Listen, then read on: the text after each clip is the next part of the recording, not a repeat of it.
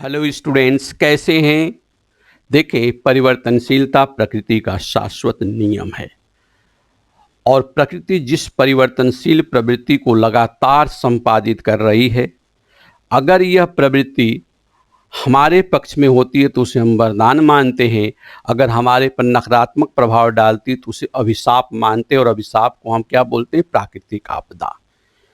जहाँ तक प्रश्न प्राकृतिक आपदा का है तो पूरा विश्व पिछले वर्ष से ही एक अनजाने प्राकृतिक आपदा से क्या हो रहा है? रूबरूब हो रहा है। काफ़ी प्रभावित हुआ, भारत तो अत्यधिक प्रभावित हुआ कोविड-19 से। फिर ब्लैक फंगस आया।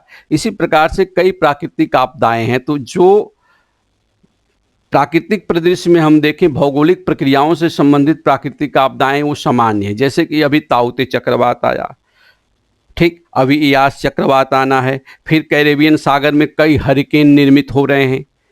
इसी बीच में 22 मई को अफ्रीकी महाद्वीप के एक बड़े देश डेमोक्रेटिक रिपब्लिक ऑफ कांगो के उत्तरी पूर्वी सीमा पर जो किवू झील और वहाँ का शहर है गोमा, शहर के उत्तरी भाग में एक ज्वालामुखी का भयंकर विस्फोट हुआ जिसका नाम है न्यारागोंगो। न्यारागोंगो 22 मई को विस्फोटित हुआ और इस ज्वालामुखी के संदर्भ में कहा जाता है कि यह एक सुषुप्त ज्वालामुखी है और 1882 से लेकर 2021 यानी वर्तमान तक लगभग 35 से 36 बार यह विस्फोटित हो चुका है। और ये पूरा का पूरा पर्वत जो ज्वालामुखी पर्वत है न्यारागोंगो, विरुंगा पर्वत श्रेणी में स्थित है और ये महान भ्रंश घाटी का भाग है। महान भ्रंश घाटी विश्व की सबसे बड़ी या लंबी भ्रंश घाटी मानी जाती है, जिसकी कुल लंबाई अगर हम देखते हैं, इसका विस्तार जो है अरब प्रायद्वीप में अगर हम करें तो जॉर्डन के मृत सागर से लेकर अफ्रीका में जम्बेजी नदी घाटी तक है और इसकी संशोधित लंबाई जो बताई गई 6400 किलोमीटर, लेकिन कई भागों में विभक्त है। अगर सारे भाग को हम जोड़ देते हैं तो संपूर्ण भ्रंश घाटी की लंबाई 9000 किलोमीटर तक आती है। तो ये पूरा का पूरा भाग क्या विभक्त है और इस भ्रंश घाटी में ही अनेक प्रकार के ज्वालामुखी हैं। अनेक प्रकार के अनेक ज्वालामुखी, जैसे रोंगवे ज्वालामुखी, किलिमंजारो ज्वालामुखी जो अफ्रीकी महाद्वीप का सर्वोच्च शिखर है, किनिया ज्वालामुखी, माउंट किनिया, माउंट एल्गन, माउंट रुमेंजोरी और माउंट न्यारागोंगो जो अभी 22 मई को विस्फोटित हुआ है। अब इन ज्वालामुखियों के विस्फोट का मुख्य कारण क्या है? ये ज्वालामुखी क्यों आते हैं? तो अभी हम मैप पर भी देखेंगे, एक सिंपल सा छोटा सा डायग्राम भी देखेंगे। तो इन ज्वालामुखियों की उत्पत्ति के लिए मौलिक कारक ये है कि भूसतह के नीचे जो टेक्टोनिक प्रक्रिया हो रही है, विवर्तन की प्रक्रिया हो रही है, वही ज्वालामुखियों की उत्पत्ति के लिए मौलिक कारक है।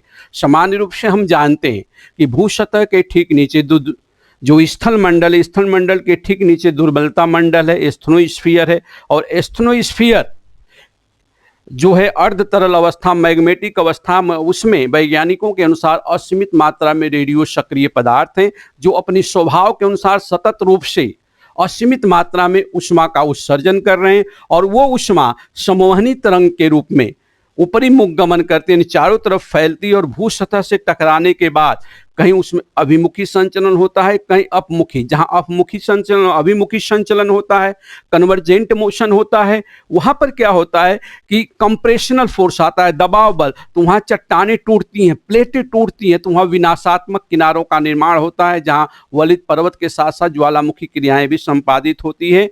लेकिन जहां प्लेटें दूर दूर जा रही हैं तो वहाँ दरार बनती है, वहाँ संरचनात्मक प्लेट किनारा बनता है, कंस्ट्रक्टिव प्लेट मार्जिन, और यहाँ पर टेंशनल फोर्स काम करता है, तनाव बल, और उन्हीं दरारों के माध्यम से ज्वालामुखियों की क्या होती है? उत्पत्ति होती है। डाइवर्जेंट मोशन है, जहाँ प्लेटों का अपसरण हो रहा है, एक दूसरे से दूर जा रही हैं, वहाँ दो प्रकार का अपसरण देखा जाता है, अंतर प्लेट संचलन तथा अंतर प्लेट। तो अंतर प्लेट में क्या होता है कि दो या दो से अधिक प्लेट क्या होती है? दूर जाती है। और अंतर प्लेट में या अंतरा प्लेट संचलन में क्या होता है? इंट्रा प्लेट मूवमेंट में एक ही प्लेट फट कर क्या होती है? दूर दूर जाती है। तो अफ्रीकी महाद्वीप के संदर्भ में ये है कि यहाँ पर अंतः प्लेट संचलन है। अफ्रीकी महाद्वीप में जो सबसे बड़ी जो महान प्लेट है अफ्रीकी, ये रैप्चर हो रही है, टूट रही है। क्लियर? कैसे टूट रही है देखो आप, ये यहाँ पर सारा कुछ मैंने दिखा दिया। ये जॉर्डन से लेकर ये लाल सागर इसी का भाग है, फिर इस तरह से हार्न ऑफ अफ्रीका से होते होते हम जिम्बेजी नदी घाटी तक आ गए। तो विश्व की सबसे बड़ी रिफ्ट घाटी है क्या है, भ्रंश घाटी, दरार घाटी, और इसके सहारे अनेक ज्वालामुखी, जैसे नाम बताया रुंगवे, माउंट किलिमंजारो जिसकी ऊंचाई 5,895 मीटर है, जो अफ्रीका का सर्वोच्च बिंदु है, माउंट केनिया है, माउंट एल्गन है, माउंट रोवंजोरी है, और माउंट न्यारागोंगो, यही विस्फोटित हुआ है 22 मई को। माउंट न्यारागोंगो कब विस्फोटित हुआ? 22 मई को। इसकी ऊंचाई 4,370 मीटर है और बड़े पैमाने पर यहाँ से मैग्मा का उत्सर्जन हुआ है, जो महान भ्रंश घाटी में ही स्थित है। अगर इसकी वास्तविक स्थिति देखें तो ये झील है, कीवू झील, और यहीं पर गोमो शहर है। और इस भ्रंश को अगर नाम दे, इस भ्रंश का जो महान भ्रंश के कई भाग बताया, तो इसमें जो ये है अल्बर्टाइन भ्रंश है, क्योंकि अल्बर्ट झील से लेकर ये यहाँ तक आता है। क्लियर? अब जैसे कहा जाए कि इसकी उत्पत्ति में इसकी प्रक्रिया को भी हम देख देते हैं। देखें, ये मैंने बताया, ये स्थल मंडल है जिस पर हम लोग रहते हैं, सतह है, ये दुर्बलता मंडल है, अर्थात बोले तो एस्थेनोस्फीयर, दुर्बलता मंडल। इसमें असीमित मात्रा में रेडियो सक्रिय पदार्थ है, असीमित मात्रा में जो संवहनी ऊष्मा का उत्सर्जन करके संवहनी चक्र का निर्माण किए। जैसे यहाँ पर पास आए तो यहाँ पर क्या हुआ, कंप्रेशनल फोर्स, यहाँ दूर गए तो टेंशनल फोर्स, तो यहाँ पर दबाव बल बना, तो वलन प्रक्रिया भी है, वलित पर्वत भी बन रहे, ज्वालामुखी है, और यहाँ दरार बनी, जो प्रक्रिया है। तो एक ही प्लेट टूटकर आगे गई तो दरार बनी, दरार के माध्यम से क्या हो गया, ज्वालामुखी क्रिया संपादित होगी। जैसा कि इसको और अच्छी तरह से हम देख सकते हैं, यहाँ पर देखें, अंत प्लेट संचलन हुआ, ये प्लेट इधर, प्लेट का एक भाग इधर, एक प्लेट भाग इधर आए, यहाँ दरार बनी, और दरार से क्या निकला, ये ज्वालामुखी है, यही ज्वालामुखी है न्यारागोंगो। और ये ज्वालामुखी जो है, जिस शंकु का निर्माण करता है, स्ट्रेटिफाइड है, परतदार है।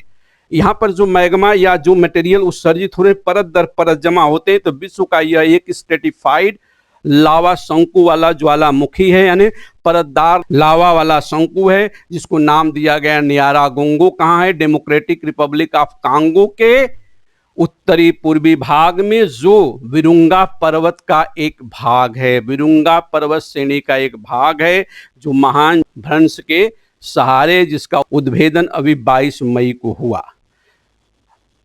तो इस तरह से यह इस प्रक्रिया को आप देख सकते हैं, जान सकते हैं।